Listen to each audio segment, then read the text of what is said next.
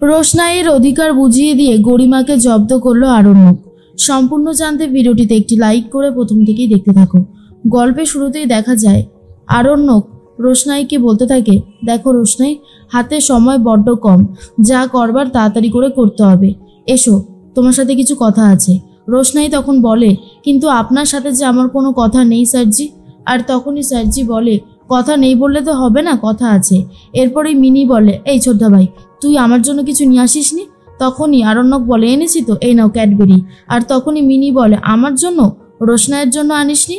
আর তখনই রোশনাইয়ের জন্য আনিসনি বলতে আরণ্যক ব্যাগের মধ্যে থেকে আরও একটা ক্যাডবেরি বার করে। আর মিনি তখন বলে, দে দে দে, আমি এটা এক্ষুনি দিয়ে দিচ্ছি রোশনাইকে। এই রোশনাই, এই দেখ ছোট্টা ভাই তোর জন্যও নিয়ে এসেছে। তখনই রোশনাই বলে, আমি ক্যাডবেরি খাবো না মিনি, আমার খেতে ভালো লাগছে না। রোশনাইয়ের এই সমস্ত কথা শুনে মিনি তখন বলে, এই তুই সব কিছুতে এত প্যাংচা করিস কেন রে? আমার না একদম ভালো লাগে না এই সমস্ত জিনিসগুলো, জানিস তো? তুই কিন্তু বড্ড বেশি বার বেড়েছিস, এই কথাটা মনে রাখিস। রোশনাই তখন বলে, মিনি, তুমি শুধু শুধু আমাকে এই সমস্ত কথা শোনাচ্ছ। এরপর আরণ্যক বলে, দেখো রোশনাই, আমি চাই তুমি নিজের পায়ে দাঁড়াও, নিজের ভিতটাকে স্ট্রং করো। তুমি যদি এইভাবে ভেঙে পড়ো তাহলে তো তুমি কোনোদিনও নিজের পায়ে দাঁড়াতে পারবে না। সেটা কি ভালো হবে বলো? সেটা তো খুব একটা ভালো হবে না। তাই বলছি, অন্তত তুমি এরকমটা করো না। দেখো, সব ঠিক হয়ে যাবে। তুমি একবার সাহস করে এগিয়ে এসো। আমি যদি তোমাকে সব জায়গায় নিয়ে যেতে পারি, সাহস দেখাতে পারি, তাহলে তুমি কেন পারছো না? তুমি এই সমস্ত কিছু আর ভেবো না, এসো। এর মধ্যেই রোশনাই বলে, স্যারজি, আমার ভালো লাগছে না। বাড়ির সবাই জানতে পারলে আরও বেশি অশান্তি হবে, এটা আমার একদমই সহ্য হচ্ছে না। এরপরে আরণ্যক আর মিনি রোশনাই চলে গেছে আরণ্যকের ঘরে। আরণ্যক ফাইলপত্রগুলো এনেছে। এরপরেই মিনি বলে, এই ছোট্টা ভাই, এসবে কি হবে রে?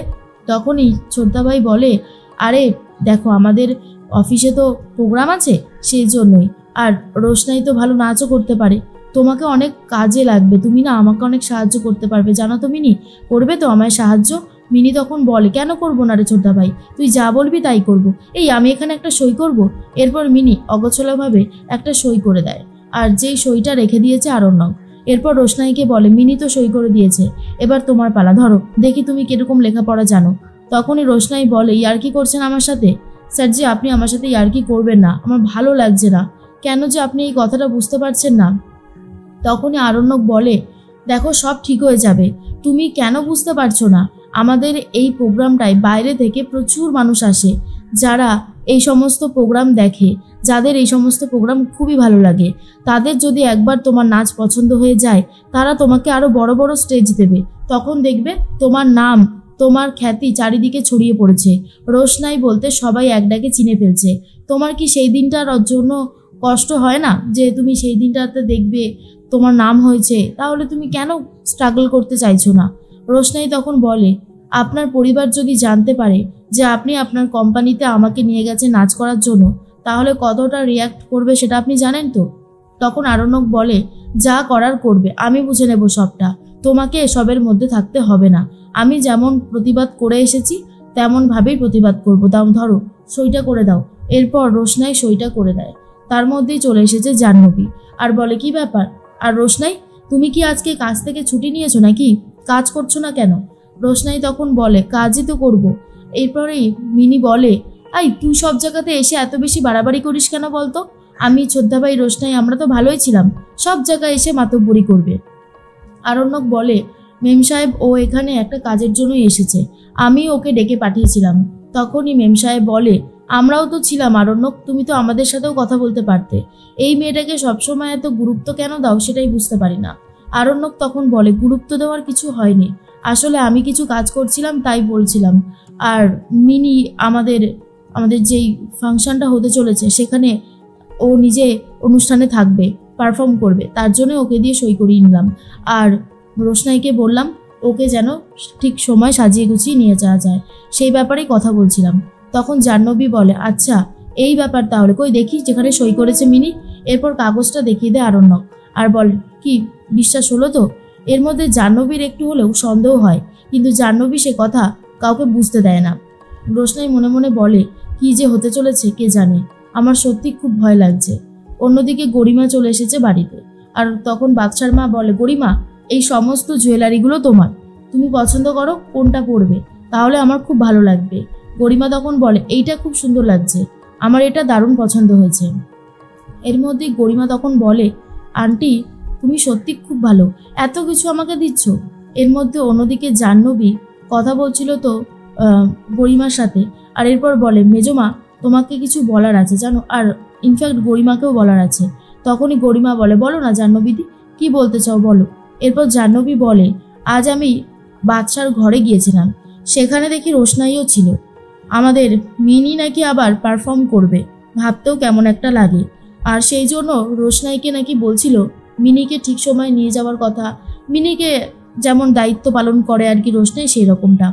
তখনই বাদশার মা বলে কি দরকার ওই রকম একজন মেয়েকে ওই অত বড় অনুষ্ঠানে নিয়ে যাওয়াটার কিরকম দরকার কি ছিল, ছিল না। আচ্ছা গরিমা তুমি এই ব্যাপারগুলো একটু বাদশার সাথে কথা বলতে পারো না, ও নিশ্চয়ই তোমার কথা শুনবে। গরিমা তখন বলে কি যে বলো আন্টি, আরণ্যক আমার কথাও শোনে না, ও নিজে যেটা ভালো বোঝে ও সেটাই করে, সেখানে যদি ও ভুলও হয় ও সেই কাজটাও করে। বাদশার মা তখন বলে সত্যি আমার ছেলেটার যে কি হলো, আগে কিন্তু ও এরকম ছিল না, এখন যত দিন যাচ্ছে তখন কেমন যেন হয়ে যাচ্ছে, ও আমার কথাও শুনতে চায় না।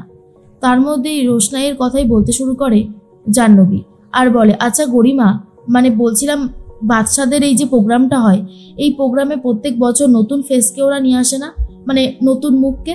তখনই গরিমা বলে হ্যাঁ নিয়ে আসে তো, শুনেছি এরকম একটা বিভাগ থাকে যেখানে প্রত্যেক বছর কারোর সাথে না কারোর সাথে ইন্ট্রোডিউস করিয়ে দেওয়া হয়, তাকে অনেক বেশি সুযোগও দেওয়া হয়। তখন জাহ্নবী বলে আচ্ছা এই সুযোগটা আবার রোশনাইকে দেবে না তো বাদশা। গরিমা তখন বলে হোয়াট, সেসব তুমি কি বলছো, না না এগুলো হতে পারে না। আরণ্যক যদি রোশনাইকে এই সুযোগটা করে দেয় তাহলে আমি আর আমার মা দুজন মিলে এখান থেকে নাম উইথড্র করে নেব, কোনোভাবেই আর এখানে অংশগ্রহণ করব না, আমি এই কথাটা বলে দিলাম। তখনই জাহ্নবী বলে আরে ঠিক আছে তুমি একটু শান্ত হও, রাগারাগি করো না, দেখো রাগারাগি করে করে কোনো সলিউশন হবে না, একটু শান্ত হয়ে সব ব্যাপারটা বোঝার চেষ্টা করতে হবে, বুঝেছো। আর তখনই রোশনাই মাঝে মধ্যেই ভাবতে থাকে স্যারজিকে তো কথা দিলাম, কিন্তু সেই কথা কি আমি রাখতে পারবো, সব কিছুই কেমন যেন ওলটপালট হয়ে যাচ্ছে, গন্ডগোল পাকিয়ে যাচ্ছে, কেমন যেন লাগছে। বাড়িতে সবাই যখন জানতে পারবে তখন আরও বেশি রিয়াক্ট করতে শুরু করবে। এর মধ্যেই রোশনাইকে কাজের লোক বলে অপমান করতে থাকে আরণ্যকের বাবা।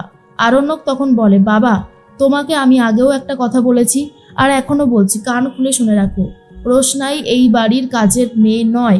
তখনই বাদশার মা বলে তাহলে ওকে আমাদেরকেও বলো ওকে। আরণ্যক তখন বলে ও হলো এই বাড়ির গেস্ট, আমি ওকে এই বাড়ির গেস্ট করে এই বাড়িতে নিয়ে এসেছি, ও এই বাড়ির কাজের মেয়ে নয়, ওকে এই কথাটা আগেও বলেছি তোমাদেরকে, আজকেও বলে দিচ্ছি। আর এরপর রোশনাই বুঝতে পারে যে স্যারজি নিজের বাড়ির এগেনস্টে কথা বলতে গিয়ে খারাপ হয়ে যাচ্ছে, যেটা রোশনাইয়ের একদম ভালো লাগে না।